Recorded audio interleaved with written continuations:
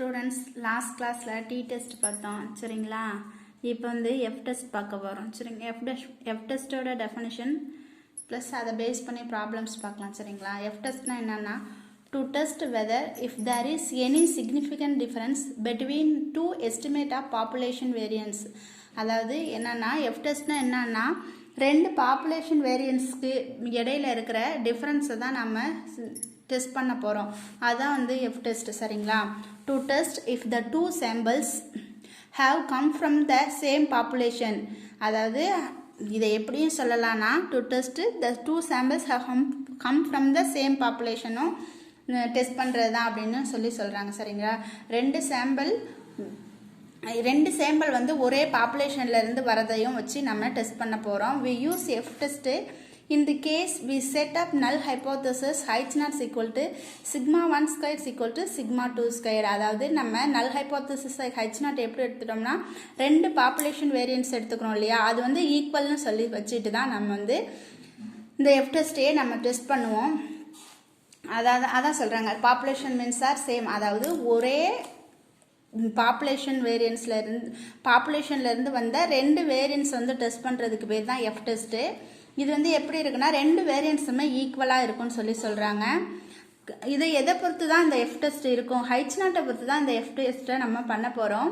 இதோட test statistic என்ன ஃபார்ம்லான்னு பார்த்தீங்கன்னா F is equal to S1 square divided by S2 square சரிங்களா. S1ங்கிறது என்ன அப்படின்னு சொல்லி பார்த்தீங்கன்னா S1 ஸ்கொயருங்கிறது என்னன்னா summation x minus X bar the whole square divided by N1 minus 1 சரிங்களா. இது S1 ஸ்கொயர். இது S2 ஸ்கொயர் வந்து என்னன்னு சொல்லி பார்த்தீங்கன்னா summation y minus y bar the whole square divided by N2 minus 1. N1ங்கிறது ஃபர்ஸ்ட் சாம்பிள் சைஸு, N2ங்கிறது second sample size சரிங்களா. அப்புறம் இதில் எப்படி இருக்குன்னா S1 ஸ்கொயர் வந்து கிரேட்டர் தென் S2 ஸ்கொயர்டாக இருக்கும் பாருங்க. மேலே இருக்கிறது வந்து எப்போவுமே கிரேட்டர் தென் கீழே இருக்கிறதா இருக்கும். அதான் சொல்லியிருக்காங்க. இதுதான் எஃப் டெஸ்ட்டோட டெஃபினிஷன்ப்பா. எஃப் டெஸ்ட் வந்து ரெண்டு சாம்பிள் வந்து ஒரே பாப்புலேஷன் வேரியன்ஸ்லேருந்து வர ரெண்டு சாம்பிள் எடுத்துக்கிட்டு டெஸ்ட் பண்ணுறோம். அது வந்து எப்படி இருக்கும், ஹைச் நாட்டை வந்து எப்படி நம்ம செட்டப் பண்ணிட்டோம்னா sigma 1 square equal to sigma square ரெண்டுமே ஈக்குவலாக இருக்கும் அப்படின்னு சொல்கிறாங்க சரிங்களா. ஸோ இதை எஃப் டெஸ்ட் வந்து எதை பேஸ் பண்ணி நம்ம டெஸ்ட் பண்ணுவோம்னா அண்டர் ஹைட்ஸ் நாட்டை பேஸ் பண்ணி தான் நம்ம டெஸ்ட் பண்ணுவோம். எஃபோட ஃபார்முலா வந்து என்னென்னா S1 square divided by S2 square. இதில் S1 ஸ்கொயருங்கிறது வந்து என்னென்னா summation x minus X bar the whole square divided by N1 minus 1. இதில் N1ங்கிறது ஃபஸ்ட்டு சாம்பிள் சைஸு. அதே மாதிரி S2 ஸ்கொயர் என்ன ஃபார்முலானா summation y minus y bar the whole square divided by N2 minus 1. இதில் N2ங்கிறது வந்து செகண்ட் சாம்பிள் சைஸு. S1 அப்புறம் எப்படி இருக்கும் S1 ஸ்கொயர் வந்து எப்போவுமே S2 ஸ்கொயரோட பெருசாக இருக்கும்னு சொல்கிறாங்க சரிங்களா. S1 square greater than S2 ஸ்கொயராக இருக்கும் அப்படின்னு சொல்கிறாங்க. அடுத்து பாருங்கள் இதோட டிகிரிஸ் ஆஃப் ஃப்ரீடம் வந்து எப்படி இருக்கும்னா Γ1 equal to N1 minus 1, Γ2 equal to N2 minus 1 சரிங்களா. இதோட டிகிரிஸ் ஆஃப் ஃப்ரீடம். அதாவது இதை வந்து எப்படி சொல்லுவாங்க எஃப் டெஸ்ட் வந்து greater variance divided by smaller வேரியன்ஸ்ன்னு சொல்லுவாங்க. எதுனா we will take greater of variance S1 squared or S2 squared in the numerator and adjust for the degrees of freedom accordingly சரிங்களா. அதாவது எஃப் டெஸ்ட் வந்து எப்படி இருக்குன்னு பார்த்தீங்கன்னா greater variance divided by smaller வேரியன்ஸாக இருக்கும். அதாவது if sample variance S squared is given we can obtain population variance S squared by using the relation. அதாவது sample variance S squared கொடுத்துருந்தா நம்ம population variance S squared வந்து எப்படி obtain பண்ணுவோம் அப்படின்னு பார்த்தீங்கன்னா அதோட ரிலேஷன் வந்து என்னன்னா n into S squared is equal to n minus 1 into S squared. இது வந்து sample varianceஆக இருந்தால் இது வந்து population variance, இது வந்து population varianceஆக இருந்தால் இது வந்து sample variance சரிங்களா. ப்ராப்ளம் பாருங்கள், இதெல்லாம் சும்மா உங்களுக்கு தெரிஞ்சுக்கிறதுக்காக கொடுத்துருக்கேன். ப்ராப்ளம் பாருங்கள் உங்களுக்கு புரியும். In one sample of 8 observation the sum of square of deviation of the sample values from the sample mean was 84.4 and in the other sample of 10 observation it was 102.6. Test whether this difference is significant at 5% level சரிங்களா. 5% லெவலில் இதோட difference வந்து எப்படி இருக்கும் அப்படின்னு சொல்லிட்டு நம்ம பார்க்கணும். ஸோ நமக்கு என்னென்ன கொடுத்துருக்காங்கன்னா 1 sample of 8 observation that is N1 equal to 8, இதோட sum of square of deviation என்ன கொடுத்துருக்காங்க, summation X minus X bar the whole square equal to 84.4. சரிங்களா. இங்கேயும் பாருங்கள் n2 அதர் அப்சர்வேஷன் வந்து என்ன கொடுத்துருக்காங்க, n2 ஈக்குவல் டு 10ன்னு கொடுத்துருக்காங்க. அதையோட சம் ஆஃப் ஸ்கொயர் ஆஃப் அதோட அப்சர்வேஷன் வந்து என்ன கொடுத்துருக்காங்கன்னா y minus Y bar the whole square equal to 102.6. சரிங்களா. இதில் எக்ஸ் ஸ்கொயர் வந்து நமக்கு, அதாவது இங்கே எக்ஸ் இருக்கிறதுனால s1 ஸ்கொயர் பதிலாக நான் எக்ஸ் ஸ்கொயர்னு சொல்லி எடுத்துக்கிட்டேன். இஸ் ஈக்குவல் டு என்னன்னா நமக்கு ஃபார்முலா என்னன்னு தெரியும், summation X minus X bar the whole square divided by n1 minus 1. So summation X minus X bar the whole square என்னன்னு நமக்கு தெரியும்னா 84.4 நமக்கு தெரியும், divided by n1 minus 1. n1 வந்து 8 மைனஸ் 1. ஸோ 84.4 டிவைடட் பை 7 நம்ம divide பண்ணால் நமக்கு என்ன ஆன்சர் வரும்னா 12.057 வரும். சரிங்களா. அதே மாதிரி sy ஸ்கொயர், s1 ஸ்கொயர் பதிலாக sx ஸ்கொயர், s2 ஸ்கொயருக்கு பதிலாக sy ஸ்கொயர்னு எடுத்துக்கிட்டேன்.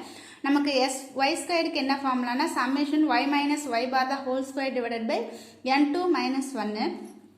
ஸோ நமக்கு சம்மேஷன் y மைனஸ் ஒய் பாரோட வேல்யூ வந்து நமக்கு தெரியும் 102.6 டிவைடட் பை n2 மைனஸ் n2ஓட வேல்யூ 10, 10 மைனஸ் 1 9. ஸோ நமக்கு ஆன்சர் என்னது 102.6 டிவைடட் பை 9 பண்ணும்போது உங்களுக்கு ஆன்சர் என்ன வருதுன்னா 11.4 கிடைக்கும். சரிங்களா. இங்கே பாருங்க s1 ஸ்கொயர் எக்ஸ் ஸ்கொயர் வந்து கிரேட்டர் தென் sy ஸ்கொயர்டாக இருக்கா. ஸோ நாம என்னன்னு எடுத்துக்கிறோன்னா நம்ம இப்போ எஃப் ஸ்டாட்டிஸ்டிக்ஸை நம்ம யூஸ் பண்ணலாம். ஸோ நல் ஹைப்போதசிஸ் வந்து நம்ம என்னன்னு எடுத்துக்கிறோம்னா sx square equal to sy ஸ்கொயர்னு சொல்லி நம்ம எடுத்துக்கிறோம். சரிங்களா. ஸோ எஃபோட ஃபார்முலா வந்து உங்களுக்கு என்ன, sx square divided by sy square, இதுதான் ஃபார்முலா. sx ஸ்கொயரோட வேல்யூ என்ன நீங்கள் கால்குலேட் பண்ணி வச்சிருக்கீங்க 12.057. sy ஸ்கொயரோட வேல்யூ வந்து என்ன கால்குலேட் பண்ணி வச்சிருக்கீங்க 11.4. ஸோ இது 12.057 11.4ஆல் டிவைட் பண்ணும்போது உங்களுக்கு என்ன ஆன்சர் வரும்னா 1.057 வரும். சரிங்களா. ஸோ இதுலேருந்து எஃபோட வேல்யூ நீங்கள் என்ன சொல்லலாம் 1.057 சொல்லி. இதோட டேபுலேட்டட் வேல்யூ அட் 5% லெவலில் இதோட டிகிரிஸ் ஆஃப் ஃப்ரீடம் வந்து நமக்கு என்ன தெரியும், gamma 1 equal to n1 minus 1, gamma 2 equal to n2 minus 1. So first வந்து 8 கொடுத்துருக்காங்க, 8 minus 1 is 7. செகண்ட் இது 10 கொடுத்துருக்காங்க, 10 minus 1 9. டிகிரிஸ் ஆஃப் ஃப்ரீடம் என்னன்னா 3.29. சரிங்களா. So above 0.5 at 7,9 degrees of freedomல இதோட டேபுலேட்டட் வேல்யூ என்னது 3.29. சரிங்களா.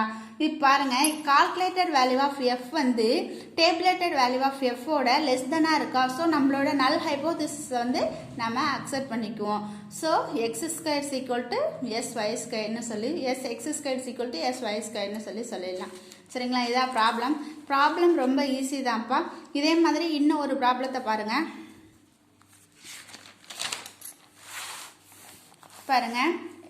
A sample of size 13 gave an estimated population variance of 3.0. சரிங்களா. sample size கொடுத்துருக்காங்க 13, that is n1 equal to 30, gave an estimated population variance of 3.0 சொல்லி கொடுத்துருக்காங்க. So x square equal to 3.0 or s1 square equal to 3.0, while another sample of size வந்து 15 கொடுத்துருக்காங்க. 15 அப்போ n2 equal to 15 gave an estimate of 2.5. இதோட estimated variance வந்து என்ன சொல்லியிருக்காங்க 2.5, that is s2 square equal to 2.5. Would both sample be from population come from the population with the same variance? ரெண்டுமே வந்து ஒரே வேரியன்ஸ்ல இருந்து தான் வந்ததுன்னு சொல்லிட்டு நம்ம சொல்லணும். ஸோ நல் ஹைப்போதசிஸ் வந்து நம்ம என்னன்னு எடுத்துக்கிறோம், the two samples have come from population with the same variance ன்னு சொல்லிட்டோம். ரெண்டு சாம்பிளுமே வந்து ஒரே பாப்புலேஷன்ல இருந்து வந்திருக்கு, ஒரே வேரியன்ஸ்ல இருக்கு அப்படின்னு சொல்லிட்டு நல் ஹைப்போதசிஸ் எடுத்துட்டோம். நமக்கு என்னென்ன கொடுத்துருக்காங்க, n1 equal to 13 கொடுத்துருக்காங்க, s1 ஸ்கொயர் வந்து என்னன்னு கொடுத்துருக்காங்க 3.0, அதே மாதிரி n2 வந்து 15 கொடுத்துருக்காங்க, s2 ஸ்கொயர் வந்து எவ்வளோன்னு கொடுத்துருக்காங்க 2.5ன்னு கொடுத்துருக்காங்க. இதோட டெஸ்ட் ஸ்டாட்டிஸ்டிக்ஸ் என்ன ஃபார்முலா நமக்கு எஃப் டெஸ்ட்டுக்கு s1 square divided by s2 square. இங்கே பாருங்கள் இங்கே பாருங்கள், இதுலையுமே வந்து S2 ஸ்கொயர் வந்து greater than S1 square greater than S2 ஸ்கொயராக இருக்குது. So S1 square divided by S2 square. S1 ஸ்கொயரோட வேல்யூ வந்து 3.0, S2 ஸ்கொயரோட வேல்யூ வந்து 2.5. 3.0 டிவைடட் பை 2.5 பண்ணும்போது உங்களுக்கு ஆன்சர் என்ன வரும்னு பார்த்தீங்கன்னா 1.2 கிடைக்கும். சரிங்களா? இதோட கால்குலேட்டட் வேல்யூ வந்து 1.2. டேபிளேட்டட் வேல்யூ 12,14ல் 12னா தெரியும் உங்களுக்கு. N1 வந்து 13 கொடுத்துருக்காங்க. So 13 minus 1 12. N2 வந்து 15 கொடுத்துருக்காங்க. 15 மைனஸ் 1 14. இதோட டிகிரிஸ் ஆஃப் ஃப்ரீடம் என்னது 2.53. சரிங்களா? ஸோ இதோட டேபிளேட்டட் வேல்யூ வந்து கால்குலேட்டட் வேல்யூ ஆஃப் F வந்து less than tabulated value of F இருக்கா? ஸோ நம்மளோட நல் ஹைப்போதிசிஸை நம்ம அக்செப்ட் பண்ணிக்குவோம். ஸோ ரெண்டு சாம்பிளுமே எங்கேருந்து வந்துச்சுன்னு சொல்லலாம், same population with the same variance. சரிங்களா? நம்மளோட நல் ஹைப்போதிசிஸை நம்ம அக்செப்ட் பண்ணிட்டோம். புரியுதுங்களா? அதே மாதிரி இன்னொரு ப்ராப்ளம் பாருங்கள். The time taken by workers in performing a job method 1 and method 2 is given below. சரியா? ஒரு ஒர்க்கை வந்து செய்கிறதுக்கான டைம் வந்து மெத்தட் 1 மெத்தட் 2 ரெண்டு பேர்த்தோட பர்ஃபார்மன்ஸ் கொடுத்துருக்காங்க. ஸோ ஃபஸ்ட்லேருந்து எத்தனை அப்சர்வேஷன் கொடுத்துருக்காங்க? 1 2 3 4 5 6 கொடுத்துருக்காங்க. செகண்ட் மெத்தடில் வந்து 7 அப்சர்வேஷன் கொடுத்துருக்காங்க. Do the data show that the variance of the time distribution from population from which those samples are drawn do not differ significantly. சரியா? நம்ம வந்து இது வந்து எப்படி சேம் பாப்புலேஷன்லேருந்து வந்ததா இல்லை டிஃப்ரெண்ட் பாப்புலேஷன்லேருந்து வந்ததான்னு சொல்லிட்டு நம்ம டெஸ்ட் பண்ணணும். இதுக்கு நமக்கு வேரியன்ஸ், அதாவது பாப்புலேஷன் வேரியன்ஸோ இந்த சாம்பிள் வேரியன்ஸோ எதுவுமே கொடுக்கல. நமக்கு வந்து என்ன தான் கொடுத்துருக்காங்க? டேட்டாஸ் மட்டும்தான் கொடுத்துருக்காங்க. ஸோ அந்த டேட்டாஸ்லேருந்து நம்ம sum of square of deviation கண்டுபிடிச்சிட்டு அதுக்கப்புறமேட்டுக்கு நம்ம ஃபார்முலா சப்ஸ்டியூட் பண்ணணும். ஸோ நமக்கு எக்ஸோட வேல்யூஸ் தெரியும். எக்ஸோட வேல்யூஸ் தெரியும்னா எக்ஸோட வேல்யூ என்ன கொடுத்துருக்காங்க? 20 16 26 27 23 22. அதாவது மெத்தட் 1ல் கொடுத்துருக்கிறது வந்து எக்ஸோட வேல்யூவாகவும் மெத்தட் 2ல் கொடுத்துருக்கிறது ஒய்யோட வேல்யூவாகவும் எடுத்துக்கிட்டோம். நம்ம எக்ஸ் மைனஸ் எக்ஸ் பார் கண்டுபிடிக்கணும். அதுக்கு முதல்ல நம்ம எக்ஸ் பார் வேல்யூ கண்டுபிடிக்கணும். நமக்கு சம்மேஷன் எக்ஸோட வேல்யூ வந்து 134 டிவைடட் பை என்னோட வேல்யூ வந்து 6. ஸோ 134 6ஆல் டிவைட் பண்ணும்போது உங்களுக்கு என்ன ஆன்சர் வரும்னு பார்த்தீங்கன்னா 22.3 கிடைக்கும். சரிங்களா? அதே மாதிரி N2ஓட வேல்யூ வந்து 7. இதுக்கு y பார் கண்டுபிடிக்கணும். y பார்னா summation y divided by N2. Summation yயோட வேல்யூ வந்து 241. 241 டிவைடட் பை 7 பண்ணும்போது y பாரோட வேல்யூ வந்து உங்களுக்கு என்ன கிடைக்குன்னா 34.4 கிடைக்கும். சரிங்களா? இப்போ பாருங்கள், எக்ஸ் மைனஸ் எக்ஸ் பார் கண்டுபிடிக்கணும். எக்ஸோட வேல்யூ வந்து 20. எக்ஸ் பாரோட வேல்யூ வந்து என்னது உங்களுக்கு பாருங்கள், இங்கே ஃபைன் பண்ணி வச்சுருக்கீங்க 22.3. ஸோ 20 மைனஸ் 22.3 போடும்போது மைனஸ் 2.3 கிடைக்கும். அதே மாதிரி 16 மைனஸ் 22.3 போடும்போது மைனஸ் 6.3 கிடைக்கும். 26 மைனஸ் 22.3 போடும்போது 3.7 கிடைக்கும். அதே மாதிரி 27 மைனஸ் 22.3 போட்டுங்களா 4.7 கிடைக்கும். அதே மாதிரி 23 மைனஸ் 22.3 போடும்போது 0.7. 22 மைனஸ் 22.3 போடும்போது மைனஸ் 0.3. சரிங்களா? அதுக்கப்புறம் எக்ஸ் மைனஸ் எக்ஸ் பார் தான் ஹோல் ஸ்கொயர் கண்டுபிடிக்கணும். ஸோ இந்த எக்ஸ் மைனஸ் எக்ஸ் பாரில் இருக்கிற டேர்மை வந்து நம்ம ஸ்கொயர் பண்ணி எழுதிக்கணும். மைனஸ் 2.3 ஸ்கொயர் பண்ணிங்கன்னா மைனஸ் இன்ட்டு மைனஸ் ப்ளஸ் ஆகிடும். 2.3 ஸ்கொயர் பண்ணும்போது 5.29 ஆகிடும். அதே மாதிரி மைனஸ் 6.3 ஸ்கொயர் பண்ணிங்கன்னா 39.69. 3.7 ஸ்கொயர் பண்ணும்போது 13.69. 4.7 ஸ்கொயர் பண்ணும்போது 22.09. அதுக்கப்புறம் 0.7 ஸ்கொயர் பண்ணிங்கன்னா 0.49. அப்புறம் மைனஸ் 0.3 ஸ்கொயர் பண்ணிங்கன்னா 0.09. சரிங்களா? ஒய்யோட வேல்யூஸ் வந்து மெத்தட் 2ல் இருக்கிறது ஒய்யோட வேல்யூவாக எடுத்துக்கிறோம். ஒய் மைனஸ் ஒய் பார் கண்டுபிடிக்கணும். ஸோ ஒய் பாரோட வேல்யூ வந்து இங்கே ஃபைன் பண்ணி வச்சுட்டோம். ஒய் பார் ஈக்குவல் டு என்னன்னு 34.4ன்னு சொல்லி ஃபைன் பண்ணிட்டோம். ஸோ இதில் இருந்து ஒய் பாரோட வேல்யூவை லெஸ் பண்ணி எழுதினோம்னா மைனஸ் 7.4 மைனஸ் 1.4 இந்த மாதிரி ஒவ்வொரு வேல்யூமே லெஸ் பண்ணி எழுதும்போது இந்த வேல்யூஸ் வந்து கிடைக்கும். இதை நம்ம அப்படியே ஸ்கொயர் பண்ணி எழுதிக்கிறோம். ஸோ மைனஸ் 7.4 ஸ்கொயர் பண்ணால் 54.76 கிடைக்கும். 1.4 ஸ்கொயர் பண்ணும்போது 1.96 கிடைக்கும். அதே மாதிரி 7.6 ஸ்கொயர் பண்ணும்போது 57.6 கிடைக்கும். 0.6 ஸ்கொயர் பண்ணால் 0.36 கிடைக்கும். -2.4 ஸ்கொயர் பண்ணால் 5.76 கிடைக்கும். சரிங்களா? -0.4 ஸ்கொயர் பண்ணால் 0.16 கிடைக்கும். 3.6 ஸ்கொயர் பண்ணிங்கன்னா 12.96 கிடைக்கும். இதோட சம்மேஷன் வேல்யூ வந்து என்னன்னா 133.72. சரிங்களா? அதே மாதிரி x minus X bar the whole ஸ்கொயரோட சம்மேஷன் வேல்யூ என்னன்னு பார்த்தீங்கன்னா 81.34. சரிங்களா? நமக்கு ஃபார்முலா என்னது? summation x minus x bar the whole square is equal to என்னது நமக்கு 81.34. summation y minus y bar the whole square is equal to என்னது 133.72. சரிங்களா? s1 ஸ்கொயருக்கு என்ன formula? summation x minus x bar the whole square divided by n1 minus 1. சரிங்களா? அது நமக்கு summation x minus x bar the whole square ஓடக்கு என்ன value கிடைச்சிருக்கு? 81.34 கிடைச்சிருக்கு. divided by n1 minus 1. n1 minus na n ஓட value வந்து 6 minus 1. சரிங்களா? so 81.34 divided by 5 பண்ணும்போது உங்களுக்கு என்ன ஆன்சர் கிடைக்கும்னா 16.268 கிடைக்கும். சரிங்களா? அதே மாதிரி s2 ஸ்கொயர் ஃபைண்ட் பண்ணுங்க. s2 ஸ்கொயருக்கு என்ன ஃபார்முலானா summation y minus y bar the whole square divided by n2 minus 1. n2 ஓட வேல்யூ வந்து 7. summation y minus y bar the whole square divided by 133.72.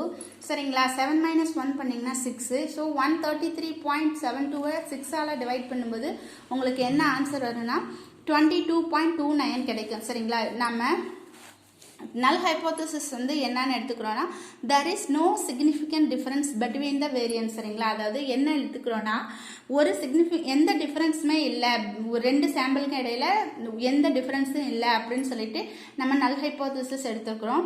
So நமக்கு வந்து பாருங்க இந்த s2 ஸ்கொயர்ட் வந்து s1 ஸ்கொயர்டை விட கிரேட்டராக இருக்கா? Since s2 square greater than s1 ஸ்கொயருங்கிறதுனால நம்மளோட டெஸ்ட் ஸ்டாட்டிஸ்டிக்ஸ் வந்து எப்படி எடுத்துக்கிறோன்னா s2 square divided by s1 ஸ்கொயர்னு எடுத்துக்கிறோம். சரிங்களா? எப்போவுமே நமக்கு greater variance divided by smaller variance தான் நம்ம எஃப் ஸ்டாட்டிஸ்டிக்ஸ் யூஸ் பண்ணுவோம். அதனால் இங்கே s2 ஸ்கொயர் வந்து கிரேட்டராக இருக்கிறதுனால மேலே எடுத்துக்கிட்டு s1 ஸ்கொயரை கீழே எடுத்துக்கிட்டோம். ஸோ s2 ஸ்கொயரோட வேல்யூ வந்து என்னது 22.29. s1 ஸ்கொயரோட வேல்யூ வந்து 16.268. ஸோ நமக்கு என்ன ஆன்சர் வரும் 1.370 நமக்கு ஆன்சர் கிடைச்சிடும். சரிங்களா? இதை வந்து எப்படி சொல்லலாம்னா 1.37 சொல்லலாம். இதோட டேபிளேட்டட் வேல்யூ வந்து என்னன்னு சொல்லி பார்த்தீங்கன்னா அதாவது n2 minus 1 n1 minus 1னா first n1 வந்து 7 n2 வந்து 5 சாரி 7 6ங்கிறதுனால 65 வந்துடுச்சு. அட் 5% லெவலில் இதோட சிக்னிஃபிகண்ட் வேல்யூ 4.95. சரிங்களா? பாருங்க கால்குலேட்டட் வேல்யூ வந்து டேபிளேட்டட் வேல்யூட லெஸ்ஸாக இருக்கிறதுனால நம்மளோட நல் ஹைப்போதசிஸை நம்ம வந்து அக்செப்ட் பண்ணிக்கிறோம். So there is no significant difference between the variance of the time distribution by the workers. சரிங்களா? எந்த ஒரு டிஃப்ரென்ஸும் இல்லை. அந்த ஒர்க்கர் எப்படி வேலை செஞ்சாங்களோ அதே மாதிரி இந்த ஒர்க்கரும் வேலை செய்கிறாங்க அப்படின்னு சொல்லிட்டு நம்ம சொல்லிட்டோம். சரிங்களா? புரியுதா உங்களுக்கு? இவ்வளோதான்ப்பா. எஃப் டெஸ்ட் இந்த மாதிரி தான். எஃப் டெஸ்ட்டில் எப்போவுமே கிரேட்டர் வேல்யூ மேலேயும் ஸ்மாலர் வேல்யூ கீழேயும் இருக்கணும். ஸோ நம்ம ஒரு வேளை அந்த சேம் பாப்புலேஷன் வேரியன்ஸ் கொடுத்துருந்தா நீங்கள் டைரெக்டாக ஃபார்முலாவில் அப்ளை பண்ணலாம். கொடுக்கலனா அதை ஃபைண்ட் பண்ணிவிட்டு நீங்கள் ஃபார்முலாவில் அப்ளை பண்ணணும். சரிங்களா? புரியுதான்னு பாருங்கள். புரியலன்னா கேளுங்க. அடுத்ததாக உங்கள் சிலபஸில் இருக்கிறது வந்து ஸ்கை ஸ்கொயர் டெஸ்ட்டு நெக்ஸ்ட் கிளாஸில் பார்க்கலாம்ப்பா. தேங்க்யூ.